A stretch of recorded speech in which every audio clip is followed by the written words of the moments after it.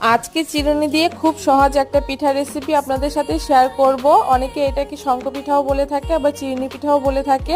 আর এই পিঠাটা তৈরি করার জন্য উনানে কড়াই বসিয়ে দিয়ে কড়াইতে 3 বাটি জল দিয়ে দিয়েছি, পরিমাণ মতো নুন আর 2 বাটি চিনি দিয়েছি। চিনির পরিমাণটা একটু বেশি ব্যবহার করতে হবে যাতে ডোটা মিষ্টি হয়ে যায়। তারপরে জলটা বলক এসে গেলে 3 বাটি চালের গুঁড়ো দিয়েছি, যতটা জল ততটা চালের গুঁড়ো ব্যবহার করতে হবে। নেড়ে চেড়ে খুব ভালো করে আটাটা সেদ্ধ করে নিয়েছি। আর তারপর ঢাকা দিয়ে রেখে দেওয়ার পরে ঠান্ডা হয়ে যাওয়ার পরে খুব ভালো করে চটকে চটকে মেখে সফট করে নিয়েছি। এখন এখান থেকে ছোট ছোট লেচি নিয়ে আমি একদিকটা সরু একদিকটা মোটা করে তৈরি করে নিয়েছি।